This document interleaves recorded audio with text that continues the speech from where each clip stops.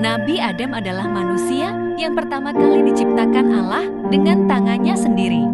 Dan sekaligus dijadikan oleh Allah SWT sebagai Nabi yang pertama dan sebagai khalifah di bumi.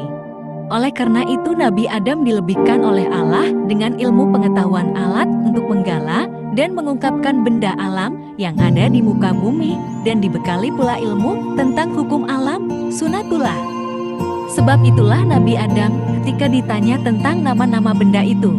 Berkat kelebihan dan keistimewaan Nabi Adam, lalu Allah SWT memerintahkan kepada para malaikat untuk sujud kepada Nabi Adam sebagai penghormatan kepadanya.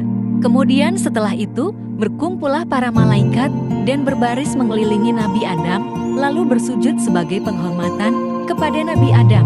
Kecuali iblis yang tidak mau sujud, karena dia merasa dirinya lebih mulia daripada dia, karena diciptakan dari api, sedangkan Nabi Adam diciptakan dari tanah.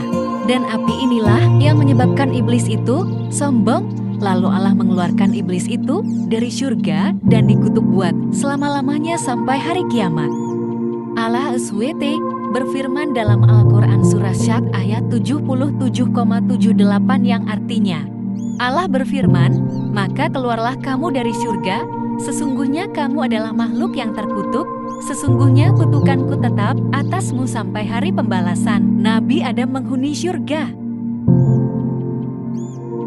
Nabi Adam diberi tempat oleh Allah di surga, dan baginya diciptakanlah Hawa untuk mendampinginya dan menjadi teman hidupnya, menghilangkan rasa kesepiannya, dan melengkapi keperluan fitrahnya untuk mengembangkan keturunan.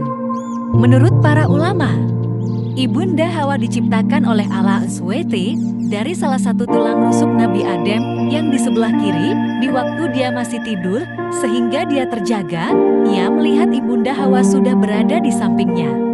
Nabi Adam ditanya malaikat, "Wahai Adam, apa dan siapakah makhluk yang berada di sampingmu itu?" Berkatalah Nabi Adam, "Seorang perempuan." Sesuai dengan fitrah yang telah diilhamkan oleh Allah kepadanya. "Siapa namanya?" tanya malaikat lagi. Hawa jawab Nabi Adam. "Untuk apa Allah SWT menciptakan makhluk ini?" tanya malaikat lagi. Nabi Adam menjawab, "Untuk mendampingiku, memberi kebahagiaan bagiku, dan mengisi keperluan hidupku sesuai dengan kehendak Allah SWT." Allah SWT berpesan kepada Nabi Adam, "Tinggallah engkau bersama istrimu di surga, rasakanlah kenikmatan yang berlimpah-limpah di dalamnya, rasailah dan makanlah buah-buahan yang lezat yang terdapat di dalamnya sepuas hatimu dan sekehendak nafsumu. Kamu tidak akan mengalami atau merasa lapar, dahaga ataupun letih selama kamu berada di dalamnya. Akan tetapi aku ingatkan, janganlah makan buah dari pohon ini yang akan menyebabkan kamu celaka dan termasuk orang-orang yang zalim. Ketahuilah bahwa iblis itu adalah musuhmu dan musuh istrimu. Ia akan berusaha membujuk kamu dan menyeret kamu keluar dari surga sehingga hilanglah kebahagiaan yang sedang kamu nikmati ini." Sesuai dengan ancaman yang diucapkan ketika diusir oleh Allah dari surga akibat pembangkangannya, dan terdorong pula oleh rasa iri hati dan dengki terhadap Nabi Adam yang menjadi sebab sampai ia terkutuk dan terlaknat selama-lamanya tersingkir dari singgasana kebesarannya. Iblis mulai menunjukkan rancangan penyesatannya kepada Nabi Adam dan Ibunda Hawa yang sedang hidup berdua di surga yang tentram, damai, dan bahagia. Ia menyatakan kepada mereka bahwa ia adalah kawan mereka dan ingin memberi nasihat dan petunjuk untuk kebaikan dan mengekalkan kebahagiaan mereka. Segala cara dan kata-kata halus digunakan oleh iblis untuk mendapatkan kepercayaan Nabi Adam dan Ibunda Hawa bahwa ia betul-betul jujur dalam nasihat dan petunjuknya kepada mereka. Ia membisikkan kepada mereka bahwa larangan Allah SWT kepada mereka memakan buah yang ditunjuk itu adalah karena dengan memakan buah itu, mereka akan menjelma menjadi malaikat dan akan hidup kekal. Diulang-ulangilah bujukannya dengan menunjukkan akan harumnya bau pohon yang dilarang itu indah bentuk buahnya dan lezat rasanya. Sehingga pada akhirnya, termakanlah bujukan yang halus itu oleh Nabi Adam dan Ibunda Hawa, dan dilanggarlah larangan Allah. Allah SWT mencela perbuatan mereka itu.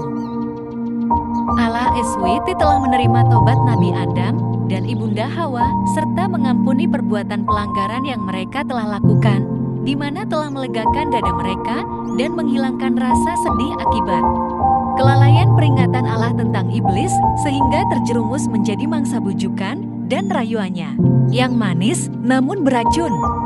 Nabi Adam dan Ibunda Hawa merasa tentram kembali setelah menerima pengampunan Allah SWT dan selanjutnya akan menjaga jangan sampai tertipu lagi oleh iblis dan akan berusaha agar pelanggaran yang telah dilakukan dan menimbulkan murka dan teguran Allah itu menjadi pengajaran bagi mereka berdua untuk lebih berhati-hati menghadapi tipu daya dan bujukan iblis yang terlaknat itu.